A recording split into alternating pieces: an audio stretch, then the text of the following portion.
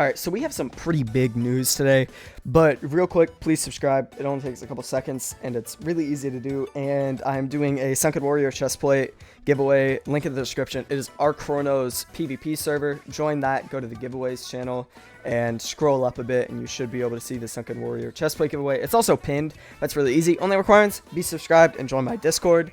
Also, the link in the description, and my clan blogs is also link in the description. You can join, and let's get into this because this is pretty fresh information, and I will be going a bit off schedule for uploads too.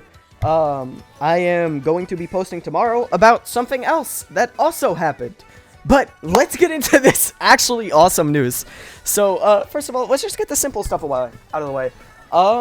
The chapter 7 part 9 of the story can actually be completed, and the max level is now 140. It's finally not an odd number, but it's probably going to be an odd number, and he finished Port Mistral, which will be nice. And now, the best part, I'm very happy. He finished adding weapon skill changing. Now, what this means is pretty much Vetex had an entire concept that you could add different skills from other weapons to weapons, and they'd be like on weapon scrolls or some shit. Well, it would be disarm, which pretty much just disarms your weapon and stores each one as a skill note in your inventory, which is really good. Like, that's really exciting. So basically what these skill nodes do is you can put them on almost any type of weapon. So you can add it to a weapon on the inventory if it has open slots. It ranges from 2 to 5 depending on the weapon's quality.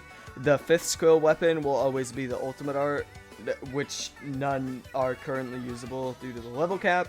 Weapon skill stat requirement is no longer based off of like the order they're in. Instead, each skill has their own base requirement, which is very interesting to think about because for the longest time, for like over a year, weapons have pretty much stayed the same, whereas you slowly unlock that. Now, with this new change, you will be able to customize your weapons, even from as early as a game, if you can disarm. Now, obviously, when this update does come out, I will be making videos on weapon builds a lot more. Like, conjurers are going to be a lot of fun, but let's not get too sidetracked here. Weapon skills being not in order is going to be nice because that means you can set your own keybinds similar to mage. And it says most base requirements are 30 or 60, so they would require the same amount of weapon stat as before this change. So like it won't change it, it just means like you can rearrange them and they won't be based off of order. Rare weapon skills have a high minimum stat requirement. So that, for example, you can't take a Crushing Judgment off of Vindicator and add it into a Wooden Great Club, so it has way less of a requirement. Some rare weapon skills cannot be added to other weapons, but can still be taken off for extra customization, such as Rising Tide on the Sunken Sword, which cannot be put on any other weapon since it utilizes the properties of the Sunken Sword. I know, personally, from Vetex, I can't put the screenshot up because it's from private chats, but he did say this is the same for Triasta and other imbued type of weapons. Now, does that mean you could probably put Staff Throw on the Triasta, so the Triasta could be an all-around trident, so that's kind of nice, kind of scary though, but it's nice. Yeah, and putting rare weapon skills onto a lower tier weapon will make its rarity display as rare, which is that's good. Some weapon skills have like different attributes depending on the weapon. For example, Sword Draw Flash Strike can be put onto a dagger, but it'll have less AoE and be faster, which is gonna be really funny hitting people with a quick draw on a dagger.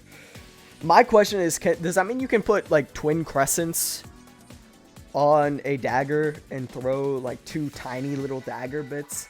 But yeah, the Flash Strike is going to be interesting, and I'm pretty curious on how it'll work. Yeah, that is very exciting. And Strength Weapons. This will work the same way for Strength Weapons, but it will require the Strength and Weapon stat to use that skill. The requirement for each would be half of the full stat requirement, similar to how like those weapon skills are now. So yeah, this is all really exciting news. Like, I am very, very happy to see this coming to the game. And you want to know what else this means? This means spirit weapons are in development. Because he added it, as mentioned above, before starting spirit weapons, because it was simple to do, and it's a feature that spirit weapons will also be able to do with their skills.